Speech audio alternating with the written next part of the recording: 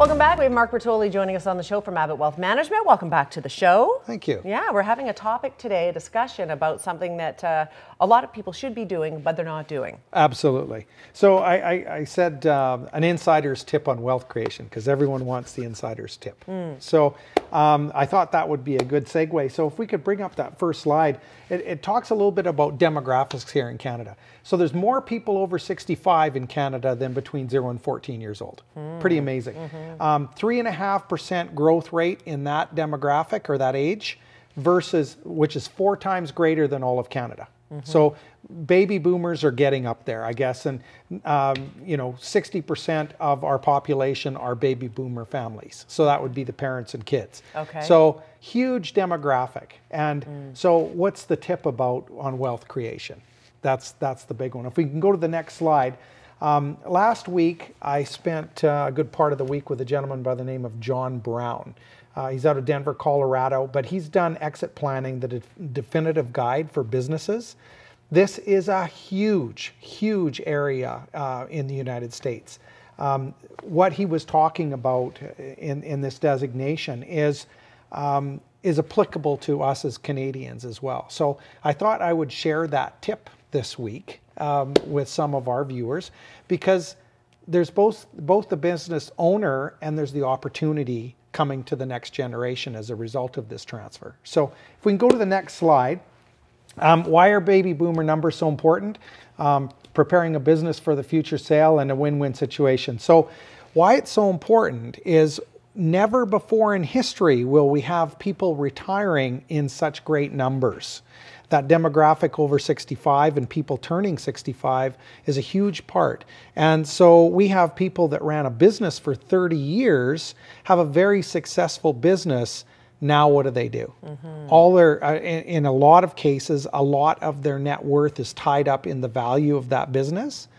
So you and I were talking earlier about how many people actually do this preparation. And it is quite low. I would say under 20% of businesses prepare for a transition. There's some very important reasons to do that. If we can go to the next slide. So one of those things is, what do I want? What do I have? And what are the roadblocks that we're going to run into? So stepping back from your business, and if someone asks you, when do you want to sell? And you go, Friday. Probably you're going to get 10 cents on the dollar for your business. But if you say, I would like to sell in about 10 years, then you can be very proactive about preparing your business for sale, creating systems. And one of the things I would suggest is to bring in a business coach and systematize your business so that you don't have to be there. A great example is a restaurant, for instance, where everyone knows the owner and he does the cooking and all that goes on. Well, when he leaves, there's really no value in the business, because there's 90% of those clients are going to go somewhere else. So you really want to take yourself out of the business to maximize the value. The other thing is, what is the opportunity? So there's different methods or different exit paths that you can have to transfer your business.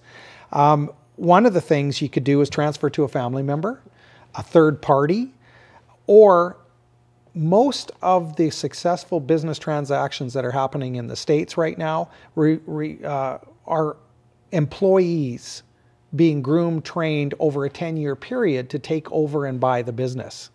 So what's the tip? If you're one of the key employees, spend the extra time and put yourself in a position where, or even have the conversation with the gentleman who's looking for succession in his business, or looking to maximize the value of his business, and say, you know, 10 years from now, I may be interested in becoming a major part of this business, or even an owner in this business, and start being groomed for that. So there's your tip. The last 2 business people of the year in Kamloops took over very successful businesses and put their new energy into it and became very successful in their businesses. So there's a good tip. It pays to plan ahead, doesn't it? Know what you want and don't be afraid to go after it, but work in advance. Absolutely. Don't go for a sale on Friday. Wait. And don't try and sell on Friday. Wait and make it right. 10 years? That's right. there's how you do it. Good, Mark. Thank you for being here today. Some valuable tips. Thank you. Today, more information, abbottwealth.com. Phone number on the screen as well, 372-3736. We're back after a quick break. Stay with us.